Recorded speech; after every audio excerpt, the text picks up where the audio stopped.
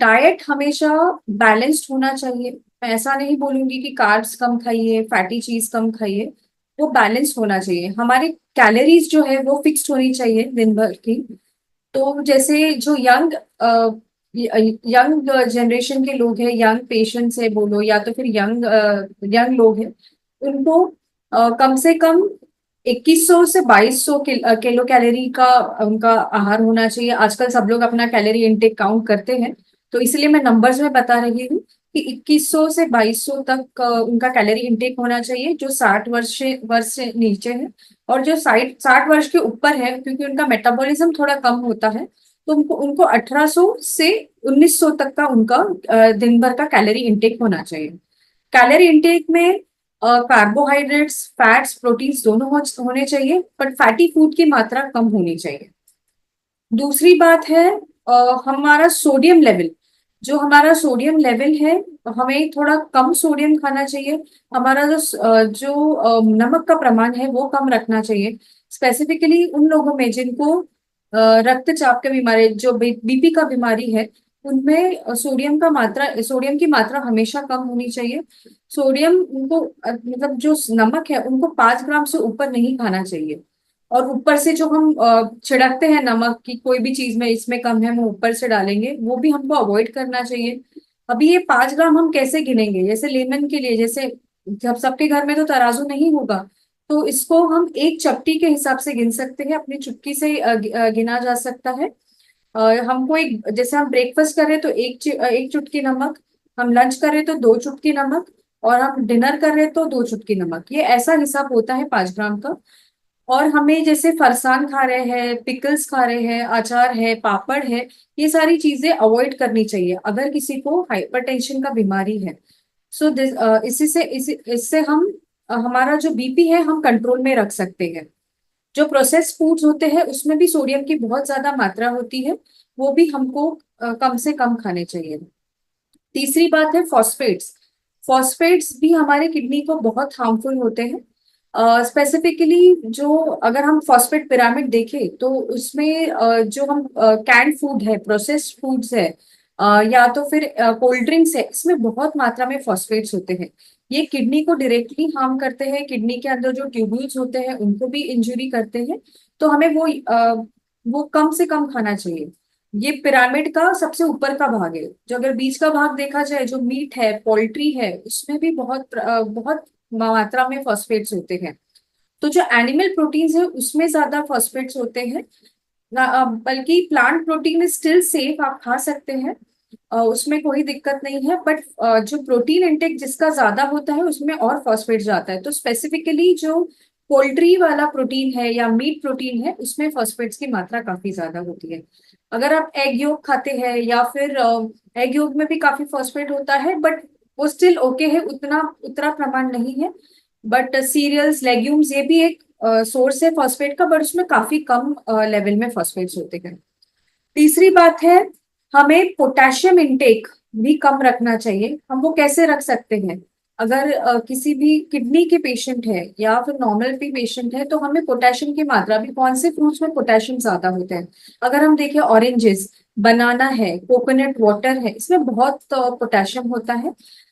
जैसे नॉर्मल लोगों के लिए इतना दिक्कत नहीं होता है पोटेशियम का, बट जो किडनी के पेशेंट है उनको स्पेसिफिकली पोटेशियम डाइट में, हाई पोटेशियम डाइट अवॉइड करना चाहिए। जैसे नट्स होते हैं, मतलब काजू, बादाम, पिस्ता, या तो फिर ग्राउंडनट, अपना सिंगदाना, और दूसरा ऑरेंजेस, बनाना, टमेटोज, इसमें बहुत पोटेशियम होता है। तो ये सारी चीजें हमको ध्यान में रखनी चाहिए। तो हर हर आहार का बेसिक फंडा यही होता है कि आप कार्बोहाइड्रेट, प्रोटीन और फैट्स, इसको बैलेंस बना के रखें। रक्तचाप तो सबसे और डायबिटीज अगर हम बात करते हैं, तो ये सारा अभी अभी जो फेज चल रहा है। पहले हम बोला करते थे कि जो ओल्ड पीपल है, जो ओल्ड लोग हैं, जो 60 वर्ष के ऊपर है या 50 वर्ष के ऊपर, उन्हीं को डायबिटीज होता है, उन्हीं को बीपी होता है। बट अभी ऐसा नहीं है। हमारे जो डाइट में इतना ज्यादा मॉडिफिकेशन हो चुका है। जो हमारा फास्ट फूड आइटम्स है, जो हम ये बाहर की चीजें हैं वो हमारे डाइटरी इंटेक का एक पार्ट बन चुका है। जो पहले ऐसा होता नहीं था, लोग हमेशा घर का फूड खाते थे, बट अभी ऐसा नहीं है। तो ये सारी चीजें अवॉइड करने के लिए सबसे पहले तो हमें जंक फूड अवॉइड करना चाहिए। हमारा सबसे मेन इसमें ये होता है कि हम सबसे पहले डाइट मॉडिफिकेशन करें। डाइट मॉडिफिकेशन जो अभी मैंने आपको बताया, जैसे सोडियम इंटेक कम रखना है, बहुत प्रोटीन नहीं खाना है, फॉस्फेट कंटेनिंग फूड ज्यादा जो होते हैं जिसमें फॉस्फेट ज्यादा होते हैं, processed food, can food, processed चीज, तो ये सारी चीजें अवॉइड करें। दूसरा है, हमें हमारा एक्सर्शन लेवल बढ़ाना है। वो कैसे करेंगे हम रोज 30 मिनट अगर वॉकिंग करते हैं, मतलब हफ्ते में 150 मिनट हमें एक्सर्ट करना है। वो किसी भी तरीके का हो सकता है एक्सर्शन, आइदर आप वॉकिंग करें या तो फिर आप जिम में जाके एक्सरसाइज करें या घर पे एक्सरसाइज करें, या रनिंग करें। तो इस तरीके का योगा से होता है, but yoga is not itself, मतलब वो एक प्रकार का एक्सर्शन का फॉर्म नहीं है। बट जिस जिस एक्टिविटी में एक्सर्शन हो, जैसे वॉकिंग है, साइकिलिंग है, स्विमिंग है, उस वो हमको कम से कम 150 मिनट हफ्ते में करना चाहिए। और पानी का इंटेक ठीक रखना चाहिए। दूसरा, कैलोरी इंटेक कम रखना चाहिए। और स्मोकिंग, अगर कोई स्मोकिंग करता है, पहले से आदत है, उसको जल्द से जल्द क्विट करें। अगर आपको मधुमेह का शुरुआत है या तो फिर बीपी की शुरुआत है, तो जल्द से जल्द ये सारी आदतें क्विट करें। और अल्कोहल इंटेक भी एकदम मतलब क्विट करना ही बेटर होता है, क्योंकि अल्कोहल से भी और तकलीफ होती है, और मधुमेह का चांस और बीपी बढ़ने का चांस बढ़ता है, और किडनी भी इंजर होती है, साथ में लिवर भी इंजर होता है। तो ये सारी चीजें हैं जो हमें ध्यान में रखनी चाहिए। हमें साल में एक बार एक जनरल मतलब एक रूटीन चेकअप करना चाहिए, जिसमें हमारा एक हीमोग्राम होता है, मतलब सीबीसी बोल सकते हैं, जिसमें हम ब्लड लेवल देखते हैं, बाकी हमारे प्लेटलेट्स का लेवल देखते हैं। दूसरा, हमारा यूरिन रूटीन हमेशा करना चाहिए साल में एक बार। सभी लोगों को साल में एक बार ब्लड चेकअप करना चाहिए, जिसमें क्रिएटिनिन होता है, जिसको आरएफटी बोलते हैं, एलएफटी, ये सारा एक साल में एक बार करना चाहिए। अगर उसमें कुछ हम लोगों को अगर उसमें कुछ रिपोर्ट्स में थोड़ी खराबी आती है, या प्रोटीन लॉस आता है, या तो तुम्हारा आपका क्रिएटिनिन बढ़ा हुआ दिखता है, तो आपको थोड़ा फ्रीक्वेंटली टेस्ट करनी चाहिए। अगर शुरुआती दौर में अगर ज्यादा बढ़ा हुआ है, तो महीने में प्रशिक्षण करना चाहिए सोनोग्राफी के साथ। अगर वो कम हो रहा है तो 6 महीने में एक बार करना चाहिए। पर साल में एक बार सबको कंपलसरी एक टेस्ट लेनी चाहिए। बहुत बार आपको समझ में भी नहीं आएगा कि आपको किडनी की बीमारी है, या बहुत, जब किडनी की बीमारी बहुत ज्यादा बढ़ जाती है तब समझ में आता है कि, क्योंकि इतनी साइलेंट डिजीज है, नहीं समझती है।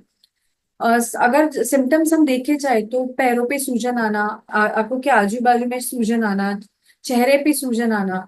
दूसरा, पेशाब कम होना या तो पेशाब बहुत ही ज्यादा होना, रात को बार बार पेशाब के लिए उठना, रात को नींद नहीं आना, शरीर पे खुजली आना। तो ये सारे कुछ सिम्टम्स हैं जो किडनी की बीमारियों में होते हैं। दूसरा, जो पेशाब करते हैं तो उसमें झाग आना, जलन होना, पेशाब में खून आना। तो ये सारे जो सिम्टम्स है, ये किडनी के होते हैं। और ये थोड़े साइलेंट सिम्टम्स है, हो सकता है कि रोजमर्रा की जिंदगी में हमको पता भी ना चले, बट हमें इस चीज का ध्यान रखना चाहिए कि अगर हमें ऐसा कुछ होता है। बहुत बार लोगों को सिर दर्द होता है और वो समझते हैं कि ऐसे ही मैं कुछ दवाइयां खा लेता हूँ उससे ठीक हो जाएगा। बट फिर उस समय पे हम जब हमको सिर दर्द होता है तो हमको बीपी चेक करना चाहिए कि मेरा बीपी तो नहीं बढ़ा होगा, इस कारण तो मेरा सिर दर्द नहीं कर रहा है। तो ये सारी चीजें ध्यान में रखनी चाहिए।